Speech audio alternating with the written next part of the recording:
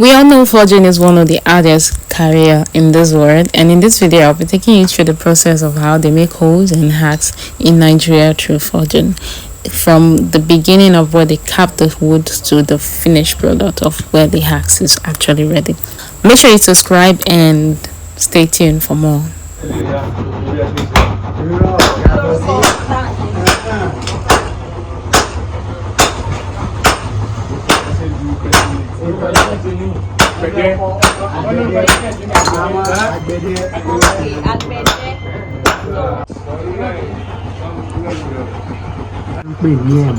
Ẹmu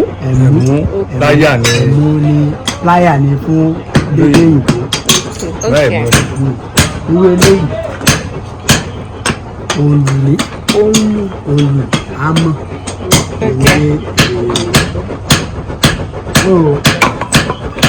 bẹ́ẹ̀ tí wọ́n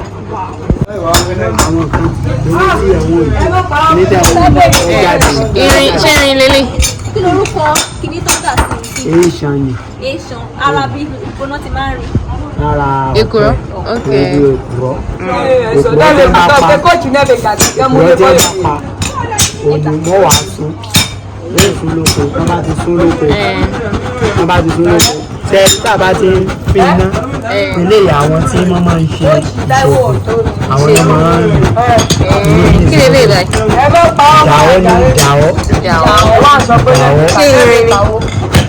báyìí tí a bá ti délé ilé tó pẹ́ yẹn bí tó pẹ́ yẹn ṣe yẹn ní ọ̀padà jù báyìí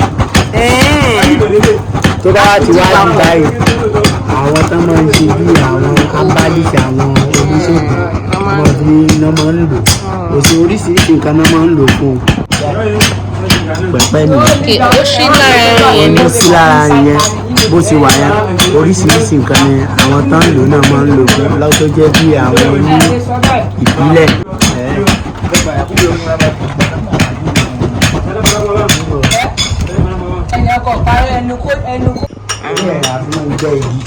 Èmi ìbò ṣe yà ń ṣe bẹ́ẹ̀ nìṣe abẹ́gbẹ́ bíi jù báyìí láti fi lórí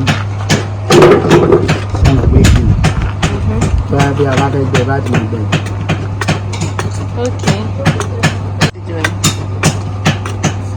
Ẹ wá jẹ ẹgbẹ́ mi mú bọ̀rọ̀ ló fi dà báyìí. Ó fi dà báyìí.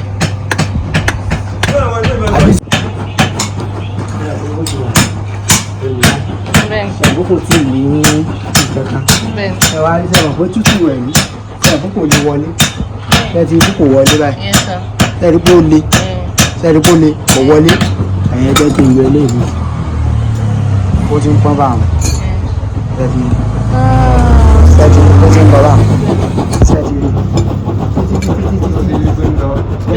sẹ́ẹ̀tì kò ti lọ yóò tún padà rí ní yóò wá jáde lójú kejì so tó bá ti wá jáde lójú kejì yẹn á wà tí ilé ìbọn náà tó náà máa pọ́n so á wà kàn mọ́ á wà láàyè yóò fi mú sáńpù àwọn ìjọba ìwà yóò fi wá yóò fi dá ibi yẹn ó fi wọ ẹ lábàá ti ilé ìbọn náà tábà tí ẹ ti rẹ sí wọn láǹfààní báyìí. Ṣé tún bomi sí? Ẹ ń bomi sí? Ẹ ń bomi sí? Wọ́n bomi sí wọ́n. Kan kẹnu mọ́ ẹ.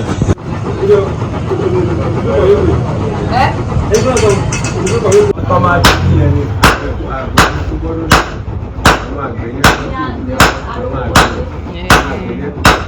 Alágbẹ̀dẹ fún wọn ti bára.